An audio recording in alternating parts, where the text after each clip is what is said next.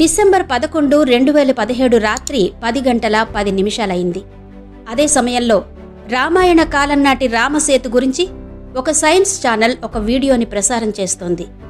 NASA ఒక satellite ఇమేజ్ని కూడా చూపించింది. ఇంతకు రామసేతు గురించి ఏం చెప్తోందా సైన్స్ ఛానల్? రామాయణం, మహాభారతం వంటి గ్రంథాల గురించి, అలాగే రాముడు, కృష్ణుడు, దేవుళ్లపై ఎప్పుడూ ఏదొక విషయంలో చర్చ నడుస్తూనే ఉంటుంది. లంకలో ఉన్న తన భార్య సీతమ్మను రక్షించుకోవడం కోసం సముద్రం మీద రాముడు వారధి నిర్మించాడని, దీనిని రామసేతు అంటారని కొందరు చెబుతూ ఉంటారు. మరి ఈ రామసేతు నిజంగా ఎవరు నిర్మించారు? ఈ విషయం గురించి ఈ వీడియోలో తెలుసుకుందాం. త్రేతాయుగంలో రాముడిగా అవతరించిన శ్రీ మహావిష్ణువు రామాయణంలో రాక్షస సంహారం చేసిన ప్రధాన పాత్రధారి. మానవ రూపంలో సంచరించిన ఈ రామావతార పురుషుడికి వానరులు ఎంతో సాయం చేశారు. సీతమ్మ జాడ తెలుసుకోవడం దగ్గర్నుంచి రావణుని చెర నుంచి ఆమెను విడిపించడం వరకు అడుగడుగునా వానరసేన రాముడికి తోడ్పడింది. వారిలో సుగ్రీవుడు, హనుమంతుడు, జాంబవంతుడు లాంటి ఎన్నో వానరాలు రాముడి వెంట నడిచారు. కానీ మరో ముఖ్యమైన వ్యక్తి నీలుడి గురించి చాలా తక్కువ మందికి తెలుసు. సీతను అపహరించిన రావణుడు ఆమెను లంకలోనే బంధించాడని తెలియగానే వానరసేనంతా దక్షిణ దిక్కుకు వెళ్ళింది. కానీ సుగ్రీవుడి ఆదేశాలతో కదిలిన ఆ సేనకు అగ్నిదేవుని కుమారుడు నీలుడు నాయకత్వం వహించాడు. నీలుడి ఆధ్వర్యంలో వానరసేన సముద్ర తీరానికి వచ్చి నిలబడింది. అక్కడి నుంచి లంకకు చేరడం ఎలా అన్న మీమాంస మొదలైంది.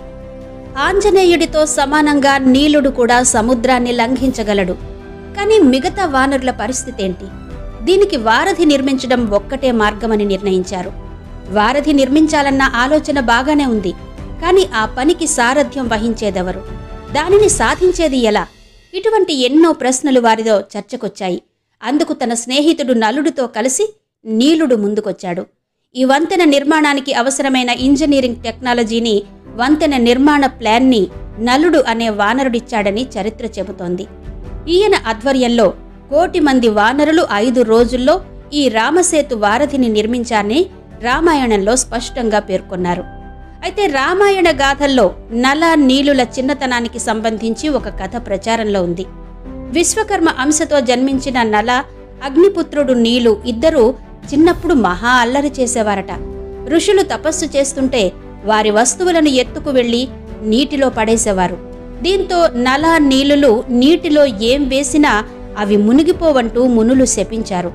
అప్పుడు మునులిచ్చిన శాపాన్నే వరంగా మార్చుకుని వారధి నిర్మించారు నల, నీలులు. వారి ఆధ్వర్యంలో రామసేతు నిర్మాణం జరిగింది. నలుడు, నీలుడు సముద్రంలోకి విడిచిన రాళ్ల మీద రామనామం ఉండడంతో అవన్నీ ఒక్కచోటికి చేరి వారధిగా నిర్మితమైంది. కేవలం 5 రోజుల్లోనే 130 కిలోమీటర్ల వారధిని నిర్మించారు. వారధిని దాటి లంకలోనికి అడుగుపెట్టిన తర్వాత నీలుడి పరాక్రమం వర్ణింపశక్యం కాదు. తూర్పువైపు సేనలకు నాయకత్వం వహిస్తూ లంకలో ప్రళయమే సృష్టించాడు. కుంభకర్ణుడి కుమారుడు నికుంభుని నిలువరించాడు. రావణాసురుడి సేనాధిపతి ప్రహస్తునితో యుద్ధం చేశాడు. శరీరమంతా రక్తమోడుతున్నా వెనక్కి తగ్గకుండా ప్రహస్తునితో యుద్ధం చేసి అతడిని వధించాడు. ప్రహస్తుని మరణంతో రాక్షసముఖ చెల్లాచెదిరైపోయింది. సేనాని మరణించడంతో రావణాసురుడు కదన రంగంలోకి దిగాడు. యుద్ధంలోకి అడుగుపెట్టిన లంకేశుని నీలుడు ముప్పు తిప్పలు పెట్టాడు. నీలుని సంహరించడానికి రావణుడు ఆగ్నేయాస్త్రాన్ని ప్రయోగించినా ఫలితం లేకపోయింది. నీలుడు అగ్నిదేవుని కుమారుడు కావడంతో అతడి మీద ఆ అస్త్రం పనిచేయలేదు. ఆ తర్వాత కూడా నీలుడు మహోదరుడు లాంటి రాక్షస ప్రముఖులను సంహరించాడు. మరోవైపు రాముని చేతిలో రావణాసురునికి చావు మూడడంతో యుద్ధం పరిపూర్ణమైంది. కానీ భారత, శ్రీలంక మధ్య ఉన్న రామసేతు గురించి ఇప్పటికీ చర్చ జరుగుతూనే ఉంటుంది. వానరులతో కలిసి శ్రీరాముడు దీన్ని నిర్మించాడని హిందువులు విశ్వసిస్తారు. మెజార్టీ భారతీయుల వాదనకు బలం చేకూర్చేలా ఇది మానవ నిర్మితమేనని అమెరికాకు చెందిన ఓ సైన్స్ ఛానల్ తెలిపింది. రామసేతు సహజ సిద్ధంగా ఏర్పడింది కాదని, అక్కడ రాళ్లు ఎవరో పేర్చినట్టుగా ఉన్నాయని కూడా ఆ ఛానల్ పేర్కొంది. తమిళనాడులోని పంబన్ దీవి, శ్రీలంకలోని మన్నార్ దీవి మధ్య ఈ రామసేతు నిర్మాణం కనిపిస్తుంది. దీన్నే ఆడం బ్రిడ్జ్ అని కూడా అంటారు. ఇక్కడ సహజంగా ఏర్పడిన ఇసుక 4,000 ఏళ్ల నాటిది అని శాస్త్రజ్ఞులు అంటూ ఉంటారు. 7,000 ఏళ్ల క్రితం ఏర్పడిన రాళ్లను వేరే చోటు నుంచి ఇక్కడికి తరలించారని సైన్స్ ఛానల్ స్పష్టం చేసింది. గల్ఫ్ ఆఫ్ మన్నార్లో 30 కిలోమీటర్లకి పైగా దూరాన్ని సున్నపురాళ్లతో వంతెనలా అనుసంధానించినట్టు గతంలో ఓ ఆంగ్ల పత్రిక కథనాన్ని వెలువరించింది.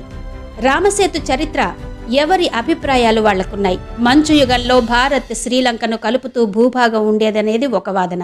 శ్రీలంక కూడా భారత ప్రధాన భూభాగంలో భాగమని 1.25 లక్షల ఏళ్ల క్రితం విడివడిందనేది మరో వాదన. హిందువులు మాత్రం రావణుడు సీతను అపహరించడంతో ఆమెను వెనక్కి తీసుకురావడానికి రాముడు సేతును నిర్మించాడని బలంగా నమ్ముతారు. రామసేతు వంతెన తమిళనాడులో రామేశ్వరం వద్ద ఉన్న ధనుష్కోటి నుండి శ్రీలంకలోని మన్నార్ ద్వీపాల వరకు 48 కిలోమీటర్ల పొడవు 3 కిలోమీటర్ల వెడల్పుతో నిర్మించారని తెలుస్తోంది. చరిత్రలో ఈ వారధిని సేతుబంధ రామేశ్వరం అని పిలిచేవారు. 15వ శతాబ్దం వరకు ఈ రామసేతు భారత్ నుండి శ్రీలంక వరకు నడక మార్గానికి అందుబాటులో ఉండేది.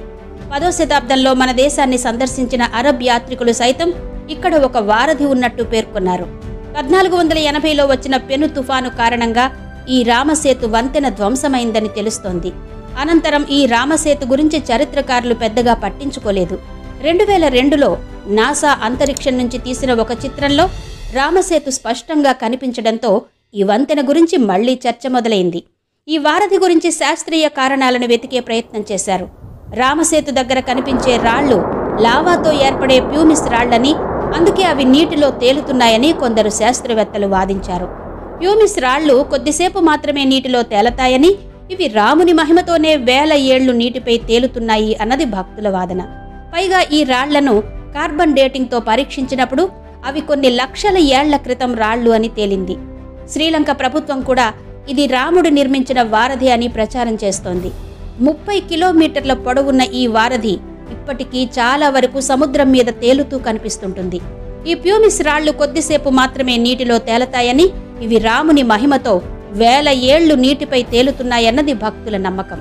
పైగా ఈ రాళ్లను కార్బన్ డేటింగ్తో పరీక్షించినప్పుడు అవి రామాయణ కాలానికి చెందినవే అని తెలుస్తుంది. ఈ వంతెన నిర్మాణానికి అత్యాధునిక సాంకేతిక పరిజ్ఞానాన్ని వినియోగించినట్టు వాల్మీకి రామాయణంలో రాశారు. వానరాలు ఈ రాళ్లను అప్పట్లో యంత్రాల ద్వారా ఇక్కడికి తీసుకొచ్చారని కూడా చెప్తారు. ఈ వంతెన పొడవు 100 యోజనాలు. 1 యోజన అంటే 13 నుండి 15 కిలోమీటర్ల పొడవుగా పరిగణించబడుతుంది. అయితే ఈ వంతెన నిర్మాణానికి కొన్ని వానరాలు తాడు పట్టుకుని నిల్చుంటే ఈ వంతెన నిర్మాణాన్ని చేపట్టినట్టు వాల్మీకి రామాయణంలో కనిపిస్తుంది. నలుడు నీలుడు కలిసి ఈ వంతెన నిర్మాణానికి ప్లాన్ చేశారు కాబట్టి దీనికి నల్ సేతు అని కూడా అనడం కనిపిస్తుంది. ఇక కాళిదాసు రఘువంశం, విష్ణు పురాణం, స్కాంద పురాణం, అగ్ని పురాణం మరియు బ్రహ్మ పురాణాల్లో కూడా ఈ వంతెన ప్రస్తావన ఉంటుంది.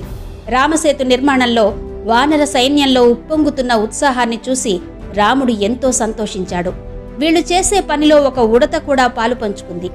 అది తన చిన్ని నోటితో చిన్న చిన్న గులకరాళ్లను ఎత్తి నీటిలో వేస్తూ కనిపించింది. అది అలా వేయడాన్ని గమనించిన వానరసేన దాన్ని పక్కకు వెళ్లమంటూ ఎగతాళి చేయసాగింది. శ్రీరాముడిని చూసిన ఉడత ఏడుస్తూ వెళ్లి తన బాధను చెప్పుకుంది. అప్పుడు శ్రీరాముడు ఆ వానరసేనతో ఇలా అన్నాడట: ఒకవేళ ఆ ఉడత ఆ గులకరాళ్లను వేయకపోయి ఉంటే మీరు వేసిన రాళ్లన్నీ అటూ ఇటూ జరిగిపోయి ఉండేవి. ఆ ఉడత వేసిన గులకరాళ్ల కారణంగానే ఈ పెద్ద రాళ్లన్నీ ఒకదానికొకటి ఇంటర్లింక్ అయ్యి నిటారుగా నిలబడ్డాయి అని చెబుతూ దాని సాయాన్ని మెచ్చుకుంటూ ఆ ఉడతను తన చేతులతో ఎత్తుకుని దాని వీపుపై ప్రేమతో నిమిరాడు.